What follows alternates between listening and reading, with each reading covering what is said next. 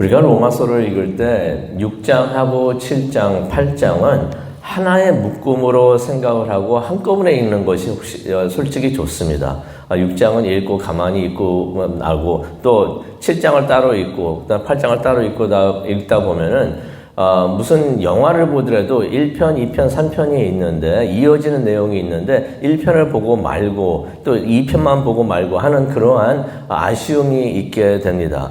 이유가 있습니다. 6장부터 8장은 모두 한 주제를 가지고 다루고 있는데요. 성결에 대한 이야기를 나누고 있습니다. 그래서 6장하고 7장 많은 이야기를 하죠. 6장하고 7장에서 많은 질문이 있습니다. 이것을 이럴 때는 어떻게 하는가 하고 그러는데 거기에 대한 답이 8장에 나와 있습니다. 그래서 7장만 읽고 나면은 이게 뭐지 하고 생각이 들 수가 있는데 그 답이 8장에 나오기 때문에 우리가 6장하고 7장 그리고 8장을 한꺼번에 읽는 것이 그리고 또 여러 번 읽는 것이 우리에게 많이 도움이 됩니다. 예를 들어 가지고요. 우리가 어저께도 봤지만은 바울이 7장을 통해서 이런 고민을 털어놓습니다. 자신 안에 죄가 있는데 이거 믿는 사람들에 대해서 이야기를 하고 있습니다. 믿는다고 하면서도 죄가 있는 것.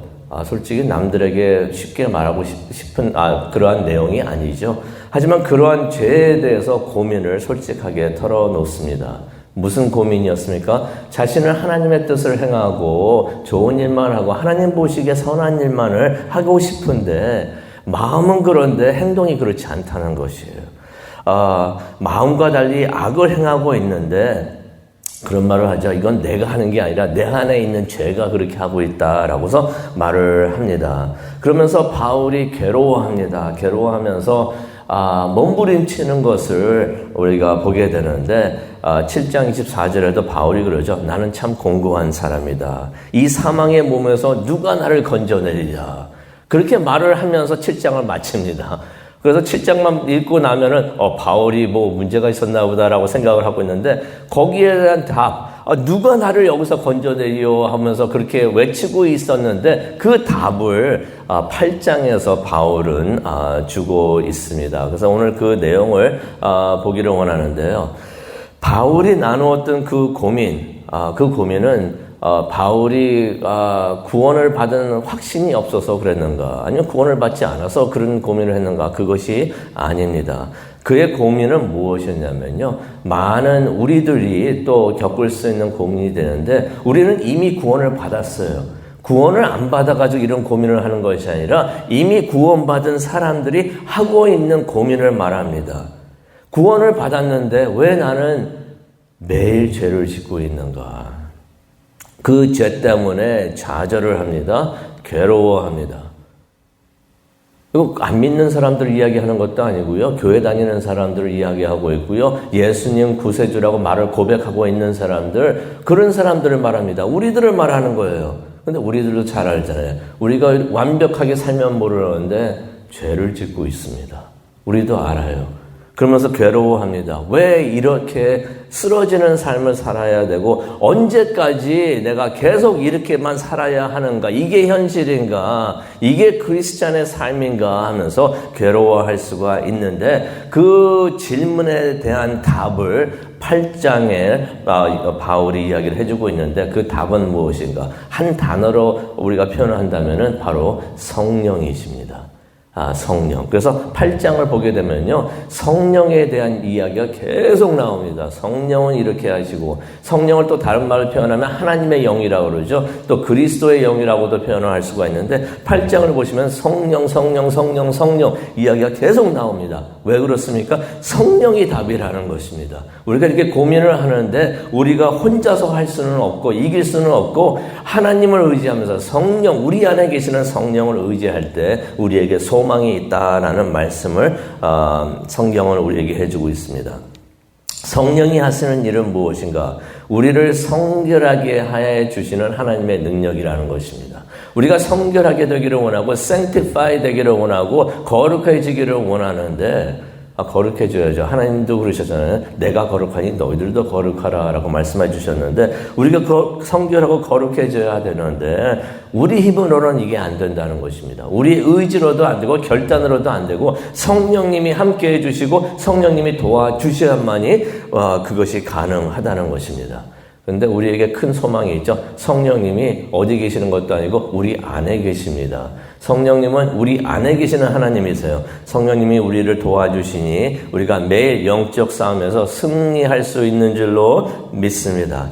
그래서 성령, 로마서 8장 너무 많은 진리가 들어가 있기 때문에 그걸 다 풀어서 얘기할 수가 없지만은 크게 몇 가지 정리해서 말씀을 드리겠습니다. 첫 번째로는요, 성령은 우리를 죄와 율법으로부터 해방을 시켜줍니다. 이게 큰 축복이 되는데요. 2절에 그렇게 말씀을 하고 있습니다. 하나님께서는 우리를 죄로부터 해방시켜 주시려고 하신 일이 있어요. 무엇입니까? 그의 아들을 죄 있는 육신의 모습으로 우리에게 보내주셨다는 것입니다. 그게 3절에 나오죠. 그래가지고 아들을 성자 하나님을 죄가 있는 육신의 모습으로 보내셔가지고 그의 육신 안에서 모든 죄를 다 심판을 하셨다는 것이에요. 그래서 예수님이 죽으심으로써 우리의 모든 죄, 세상의 모든 죄가 심판을 받고 그 심판을 받았으니 용서를 받게 되었다는 것입니다. 그래서 우리가 죄로부터 해방이 되었는데 이게 누구 덕분인가? 예수님 덕분. 예수님 때문에 우리가 죄로부터 해방이 되었다는 것입니다. 그리고 또 성령은 우리를 율법으로부터 해방을 시켜주시는데요. 이게 이치가 간단합니다. 우리에게 죄가 더 이상 남아있지 않고 이 죄가 누구에게로 갔습니까? 예수님에게로 갔잖아요. 그래서 성경에 보면 고린도후서에도 그러죠. 5장을 보면은 죄가 없는 예수님이 죄가 되었다. 어떻게 죄가 되었는가? 죄를 지어서 죄가 되신 게 아니라 우리에게 있던 죄가 다 예수님에게로 넘어간 거예요. 그러다 보니까 우리에게 있어야 되는 죄가 하나도 없어야 되니까 율법이 우리를 정죄할 것이 하나도 없습니다. 우리가 잘못한 것이 있어야지 율법이 너 이거 잘못했어 하고서 정죄를 할 텐데 다 없어진 거예요. 그러니 율법이 우리를 정죄할 것이 하나도 없어지는 것이에요. 그렇기 때문에 우리가 율법으로부터 해방이 되는 줄로 믿습니다. 그것뿐만이 아니에요. 성령님께서 우리 안에 계시면서 율법이 요구하고 있는 하나님의 이 거룩함, 이거를 성령님께서 이걸 다 채워주신다는 것이에요. 우리는 도저히 할 수가 없습니다. 바리새인들하고 사두개인들 그 사람들은 자신이 스스로 하려고 그랬죠. 이게 안 되는 일이에요. 그런데 성령님께서 우리 안에 계시면서 하나님이 요구하시는 그 모든 요구를 다 충족시켜 주신다는 것입니다. 우리가 아니고 우리 안에 계신 성령님께서. 그래서 우리가 하나님을 닮아가게 하는 것, 이것이 하나님의 큰 축복이 되는 줄로 믿습니다. 우리 안에 계신 성령 놓치지 마시기를 바랍니다. 꼭 붙으시기를 바랍니다. 너무나 큰 축복이 우리에게 있습니다. 또 무슨 축복이 있는가? 성령은 우리가 하나님을 기쁘시게 할 수 있도록 도와주십니다. 5절에 나오죠. 육신을 따라 사는 사람은 육신의 일을 생각을 합니다. 그래서 근데 육신의 일은 문제가 뭐냐면요. 사망으로 이끌어요. 하나님의 말씀에 불순종하게 합니다. 그게 6절하고 7절에 나와 있어요. 그렇게 살다 보니까 육신을 따라 사는 사람들은 하나님을 기쁘게 할 수가 없다라고서 8절에 그렇게 말을 하고 있습니다. 반면에 성령이 우리 안에 거하시면, 이거 우리 얘기입니다. 왜냐하면 성령이 어디 계십니까? 우리 안에 거하시기 때문에 우리 이야기를 하고 계시는데요. 만약에 성령이 우리 안에 거하시면 우리가 영적인 생각을 하게 됩니다. 기도해야 되겠구나. 성경을 읽어야 되겠구나. 새벽 예배 나가야겠구나. 예배를 해야 되겠구나. 하나님을 사랑해야겠구나. 이웃을 사랑해야겠구나. 이거 누가 주시는 이야기예요? 성령님이 주시는 이야기입니다. 성령이 우리에 함께 하시면은 우리가 그러한 영적인 생각을 하게 된다는 것입니다. 누가 힘든데, 누가 아픈데, 누가 하나님이 필요한데, 이거 내가 도와가지고 하나님을 만나게 해야 되겠구나. 이거 성령님이 해주시는 일인 줄로 믿습니다. 그런 사람들은 그래서 성령의 인도를 받을 때 성령님께서 말씀을 해주십니다. 이거 이렇게 하자라고 말씀하실 때 그 인도를 따르는 사람은 14절에 나오죠. 하나님의 자녀다. 내가 하나님의 자녀인지 아닌지를 알아보는 방법이 무엇입니까? 성령님께서 말씀을 해주세요. 그때 성령님의 말씀을 듣는지 아니면 내 생각을 따르는지 그것을 보게 되면은 알 수가 있습니다. 그리고 또 성령님은 하나님을 아빠, 아버지라고 father이라고 부를 수 있도록 그렇게 우리를 그런 마음을 주십니다. 15절에 있는 말씀이죠. 그러면서 우리가 하나님의 상속자, 이게 너무나 축복이에요. 17절에 나오는데 우리가 다른 사람의 상속자도 아니고 하나님의 상속자. 그러니까 하나님이 주시는 그러한 천국에 있는 모든 축복을 우리가 다 받게 된다는 것입니다. 그러한 축복을 성령님께서 우리에게 주십니다. 그리고 마지막으로 제가 말씀드리고 싶은 것은 성령은 우리가 가장 영적인 기도를 하기에 도와주신다라고 성경은 말하고 있습니다. 그래서 가장 영적인 기도를 하고 싶으실 때 성령님에게 도움을 청하시고 성령님을 의지하시기를 바랍니다. 때로는요, 우리가 무엇을 어떻게 기도해야 되는지 모릅니다. 어떤 기도가 하나님을 기쁘시게 하고 어떤 기도가 하나님이 들으시는 기도가 되는지, 어떤 기도가 그냥 허공에 외치는 소리가 되고 아니면 어떤 기도가 땅에 떨어지는 기도인지, 어떤 기도가 하늘나라에 오르가는 기도인지, 하나님이 들으시는 기도인지 우리가 모를 때가 많이 있습니다. 성경도 그렇게 말을 해주고 있잖아요.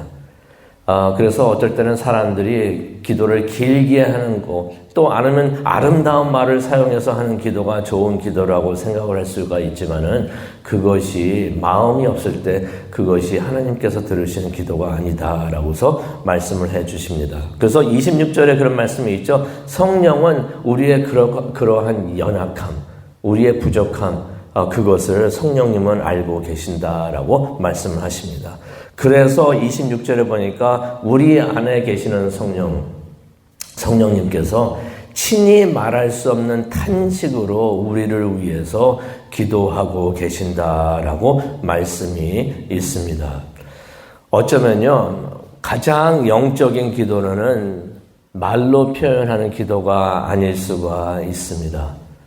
어쩌면 가장 영적인 기도는 우리 마음속 깊은 곳에서 나오는 말이 없는 기도가 어쩌면 가장 영적인 기도가 아닐까 생각을 해봅니다. 성령님께서 우리를 위해서 기도를 하시는데 어떻게 기도를 하시냐면요, 말 없이 기도를 하세요. 친히 말할 수 없는 탄식으로 우리를 위해서 기도를 하고 계신다. 이게 바로 성령이 우리를 위해서 외치는 마음의 기도가 되는 줄로 믿습니다. 어쩔 때는요, 우리가 간절한 마음이 우리 마음속 깊은 곳에 있는데 이것을 하나님께 기도하고 싶은데 이것을 어떻게 표현할 수 있는 단어를 모르겠어요. 어떻게 말을 해야 되는지 모릅니다. 그래서 간신히 우리 입에서는 탄식만이 나오면서 그냥 많은 이야기를 하고 싶지만은 나오는 말은 한 가지, 한 단어, 하나님. 어쩔 때는 많은 말을 하고 싶지만은 아버지 한마디만 나오고, 여러 개 아름다운 말을 쓰면서 세상에 있는 가장 아름다운 말을 쓰면서 하나님께 간구하고 싶지만은 입에서 나오는 말은 그저 도와주시옵소서. 그런 기도만이 나오는데 이게 바로 성령님께서 우리의 기도가 하나님께 올라갈 수 있도록 성령님께서 해주시는 중보하시는 기도다라고서 26절에 말씀을 해주고 계십니다. 하나님께서 우리가 그렇게 말로써 하는 기도가 아니라 마음으로써 하나님께 간절하게 하나님께 기도할 때 그 기도, 우리의 기도를 들어주실 줄로 믿습니다. 우리의 마음을 보시고 또 성령님께서 함께 하시면서 도와주시는 그 기도를 하나님께서 들으시면서 우리의 마음의 기도를 들어주실 줄로 믿습니다. 오늘 이 말씀 생각하시면서 하나님께 기도하는 시간을 갖기를 원하는데요. 우리는 성령님의 움직임에 또 성령님의 음성에 민감하기를 원합니다. 성령님께서 멀리 계시지 않으세요? 우리 안에 계십니다. 우리 안에 계세요. 그래서 우리가 기도할 때 그런 기도했으면 좋겠어요. 성령님, 무엇을 하기를 원하십니까? 무슨 생각을 하십니까? 그러면서 우리가 성령님께서 하라라고 하는 것, 그것을 우리가 순종하기를 원합니다. 그렇게 성령님의 인도를 따를 때 우리가 하나님의 자녀로서 성장하게 되는 줄로 믿습니다. 그것을 위해서 기도하는 이 아침 되고 오늘 하루 되시기를 간절히 축원합니다. 하나님 감사합니다. 오늘 이 아침 하나님 앞에 나와서 우리 안에 계시는 성령님에 대해서 다시 한번 듣게 해주시니 정말로 감사합니다. 성령님께서 우리에게 말씀을 해주시고 계시고 또 우리가 우리의 연약함을 아시고 우리를 위해서 중보기도 해주고 계시는 것 너무나 감사합니다. 하나님 도와주시옵소서. 우리가 하나님을 닮아가고 하나님 보시기에 아름답고 성결된 사람이 될 수 있도록 우리는 못합니다, 하나님. 하지만 성령님을 의지하면서 하나님께 나아갑니다. 도와주시옵시고 하나님의 자녀로서 부끄러움 없도록 하나님 도와주시옵소서. 감사합니다. 예수님의 이름으로 기도합니다. 아멘.